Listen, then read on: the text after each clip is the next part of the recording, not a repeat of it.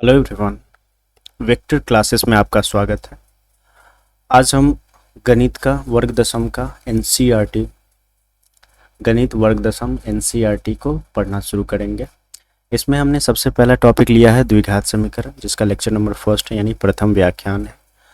मेरा नाम आदित्य कुमार है और चलते हैं हम सीधे एनसीईआरटी बुक में। क्या क्या दिया गया है एनसीईआरटी बुक में, ये हमारा एनसीईआरटी बुक का ऑनलाइन बुक है। इसको आप एनसीईआरटी की वेबसाइट पे जाकर डायरेक्टली वहाँ से डाउनलोड कर सकते हैं, जैसे मैंने डाउनलोड किया है। हाँ, अपने कोचिंग का नाम लिख देते हैं यहाँ से, वेक्टर क्लासेस।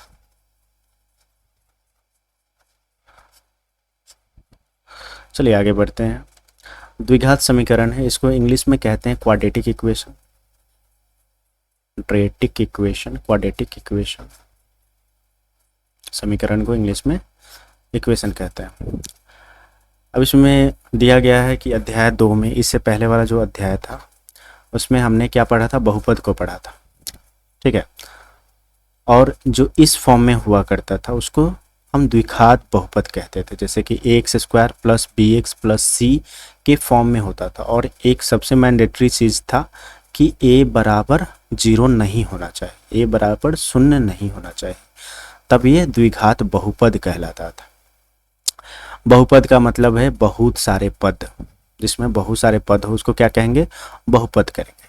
और पद कैसे होता है डिफ्रेंशिएट, पद जैसे कि यह एक पद हो गया, फिर यह एक पद हो गया, यह एक पद हो गया, मतलब बीच में अगर प्लस या माइनस आ रहा है तो वो पद कहलाएगा, लेकिन डिफरेंट होना चाहिए। जैसे कि यहाँ पे जो चर है, चर हर में डिफरेंट होना चाहिए। यहाँ चर का वर्ग है, यहाँ चर का पावर 1 है, घात 1 है, यहाँ पे चर का पावर 0 है, ठीक है। तो अलग अलग होना, ऐसा नहीं कि हम 2 + 3 कर दिए तो ये हमारा 2 पद हो गया, इस तरह से नहीं।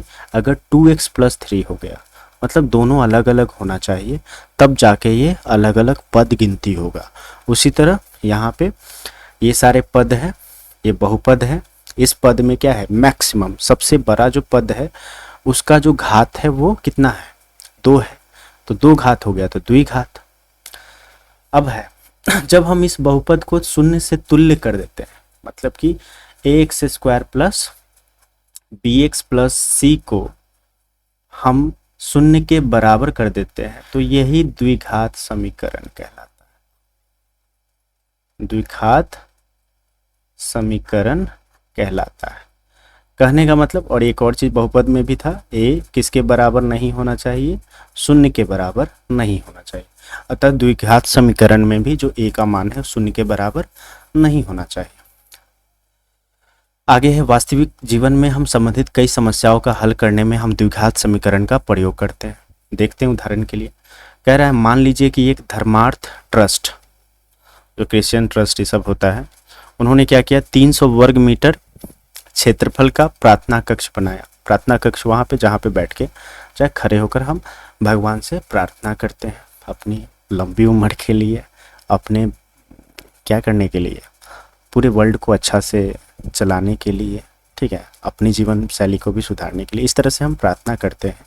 कुछ जीवन में कुछ प्रॉब्लम होती है, उसको सॉल्व करने के लिए भी हम भगवान के पास जाते हैं, क्योंकि वही है सुनने वाला, दूसरा कोई नहीं है सुनने वाला, ठीक है।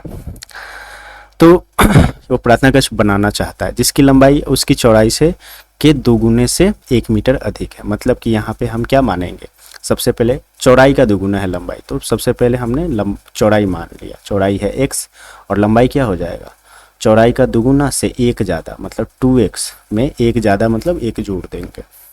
कक्ष की लंबाई और चौड़ाई क्या होनी चाहिए, तो पूछ रहा है कि कक्ष की लंबाई क्या होनी चाहिए। यहीं पे हमें द्विघात समीकरण का अपने जीवन में प्रयोग होगा। जैसे कि यहाँ पे माना गया है, माना कक्ष की चौड़ाई कितना है, x है, तब उसकी लंबाई क्या हो जाएगी, 2x + 1। जो इस चित्र में इस सूचना को प्रेजेंट किया गया है, पूरे क्षेत्रफल क्या है, ये जो हमारा पूरा क्षेत्रफल है ये क्या है, 300 स्क्वायर मीटर है, चाहे 300 वर्ग मीटर है। और इसकी लंबाई कितनी, चौड़ाई कितनी है, x है, और जो लंबाई हमारी हो गई उसके 2 गुना से 1 ज़्यादा, मतलब 2x + 1 हो गए। अब आगे चलते हैं। कक्ष का जो क्षेत्रफल होगा, कक्ष आयताकार है, तो आयत की क्षेत्रफल जो होता है लंबाई गुने चौड़ाई होता है, लंबाई गुने चौड़ाई किया, यहाँ से हमें आ गया 2x² + x मीटर स्क्वायर, चाहे वर्ग मीटर। इसलिए इसको हम क्या करेंगे, किसके बराबर करना है, हमें दिया गया है इसका क्षेत्रफल कितना है 300 वर्ग मीटर, जो बराबर हमें जो आया है 2x² + x के बराबर कर देंगे। यहाँ से हमें 300 को इधर लेके आएंगे तो 2x² + x - 300 = 0 हो जाएगा।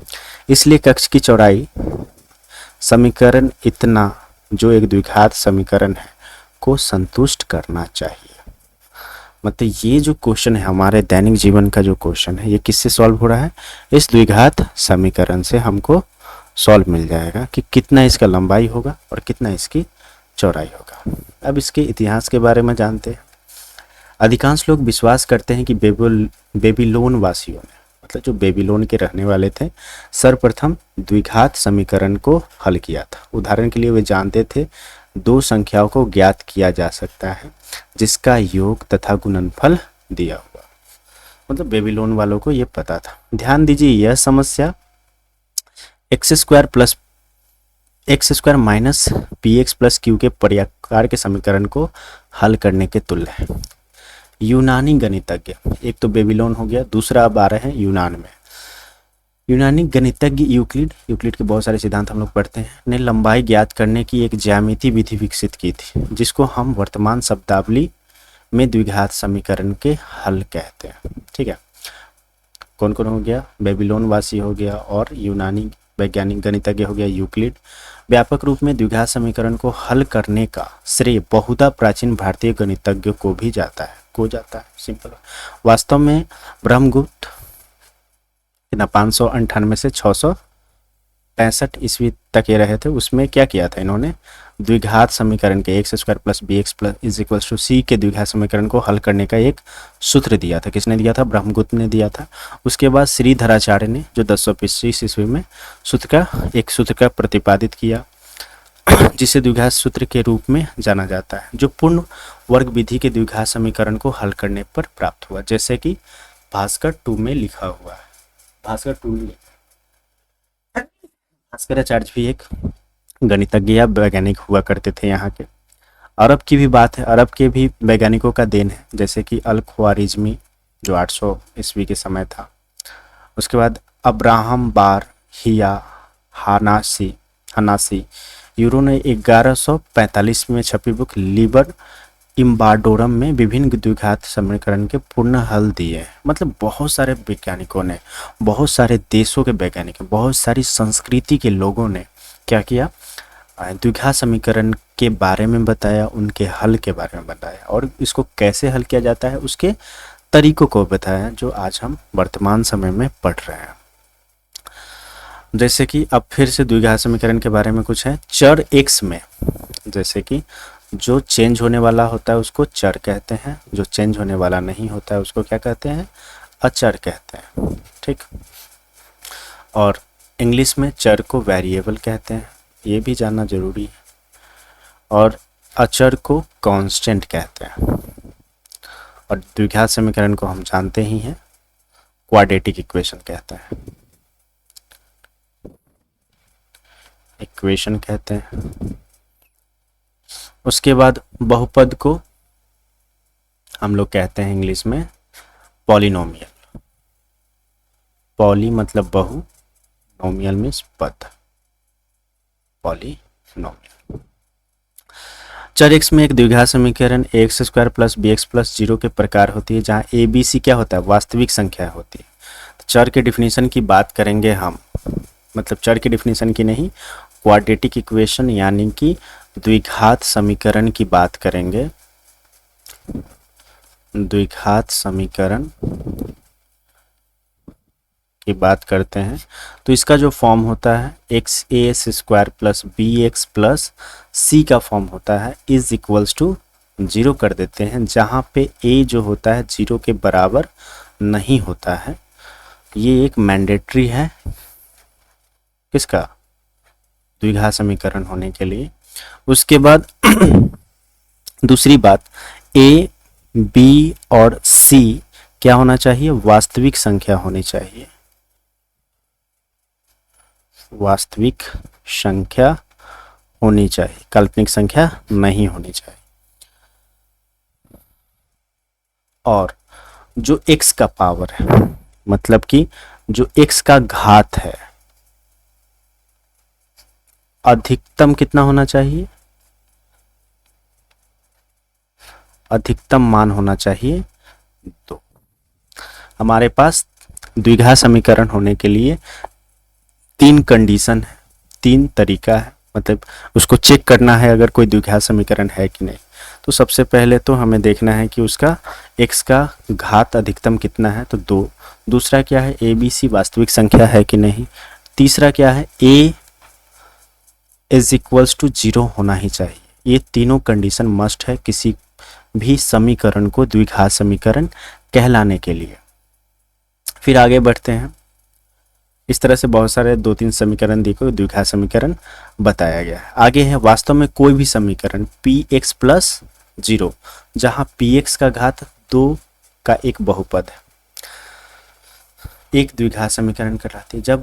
परंतु जब हम px के पद घातों को घटते क्रम में लिखते हैं तो हमें समीकरण का मानक रूप प्राप्त होता है।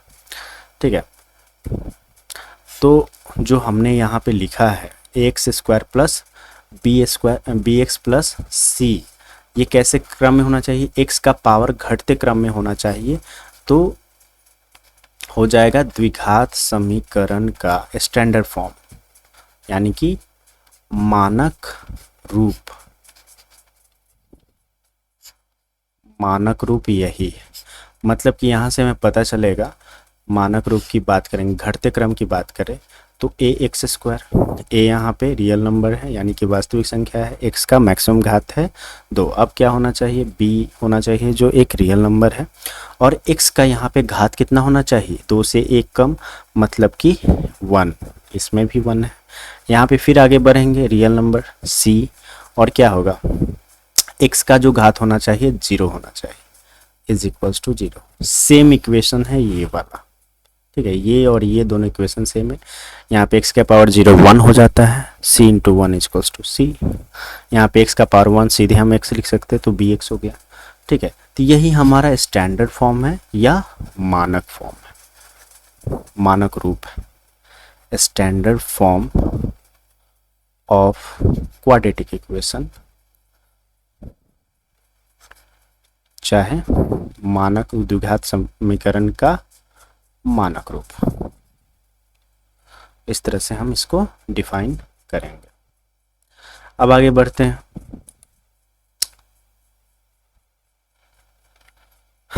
अब उदाहरण के लिए यहाँ पे दिया हुआ है 2 क्वेश्चन दिया हुआ है, इस 2 क्वेश्चन को मतलब द्विघात समीकरण के रूप में लिखना है। जैसे कि पहला जो क्वेश्चन है, जॉन और जीवंती दोनों के पास कुल मिलाकर कितना है, 45 कंचे हैं, दोनों के पास मिलाकर 45 कंचे हैं, दोनों 5-5 कंचे खो देता है, दोनों खो देता है 5-5 कंचे, और उसके पास कंचों की संख्या का गुणनफल, खोने के बाद जो दोनों के पास कंचों की संख्या होता है उनका गुणनफल कितना है, 124 है।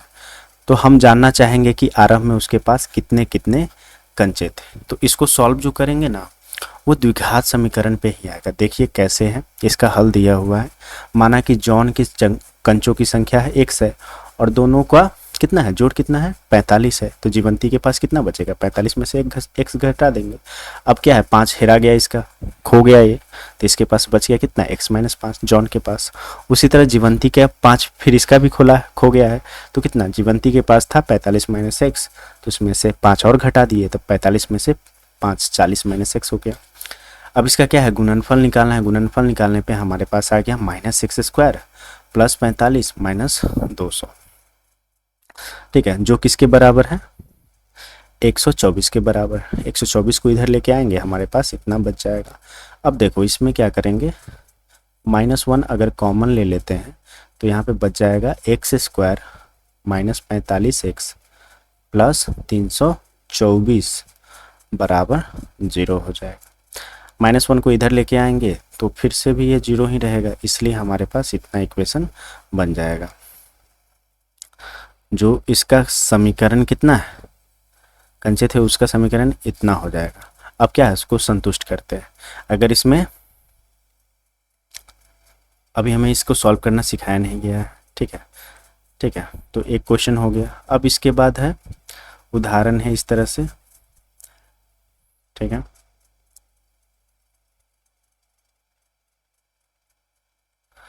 अब हम प्रश्नावली की तरफ चलेंगे। प्रश्नावली में है पहला जो क्वेश्चन है, कह रहा है जांच कीजिए कि निम्न में से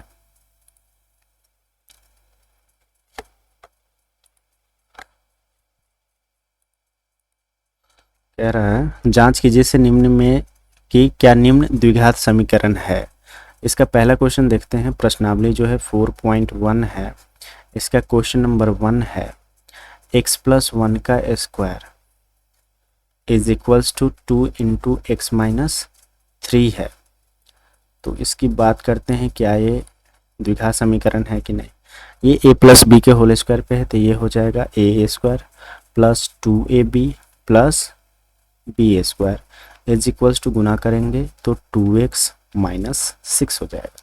ये सारे टर्म को इधर लेके आएंगे तो x square plus 2x plus 1 minus 2x plus 6 is equals to 0। यहाँ 2x से 2x कैंसिल हो जाएगा और हमारे पास बच जाएगा x square plus 6 is equals to 0। अब इसे चेक करना है क्या यह क्वाड्रेटिक इक्वेशन है कि नहीं। सबसे पहले हम इन तीनों ए बी सी की बात करेंगे। यहाँ a की वैल्यू है 1, b की वैल्यू 0, क्योंकि bx वाला टर्म ही नहीं है तो मतलब b 0 हो गया, x तो 0 हो नहीं सकता। c की वैल्यू है यहाँ 6, मतलब ये तीनों रियल नंबर है, तो पहला सेटिस्फाई करता है। उसके बाद हमारे पास क्या है, a must not be equal to 0, मतलब a शून्य के बराबर नहीं होना चाहिए। यहाँ a 1 के बराबर है, 1 के बराबर है, तो क्या हो जाएगा, 2 भी कर दिया। उसके बाद क्या है, मैक्सिमम पावर जो घात होगा चर का वो कितना होना चाहिए, 2 होना चाहिए। तो यहाँ जो पहला टर्म है उसका मैक्सिमम घात x का अधिकतम घात कितना है, 2 है। अधिकतम घात बराबर 2 है, तो ये तीनों कंडीशन को फुलफिल करता है, अतः यह द्विघात समीकरण है। अतः यह द्विघात समीकरण है। इसके बाद जितने भी क्वेश्चन हैं हम इसको नेक्स्ट लेक्चर में करेंगे और आगे भी नेक्स्ट लेक्चर में ही पढ़ेंगे, ठीक है। आज के लिए इतना ही। देखने के लिए, हमारे वीडियो को देखने के लिए धन्यवाद। लाइक कीजिए, सब्सक्राइब कीजिए और पढ़िए भाई। Thanks for watching.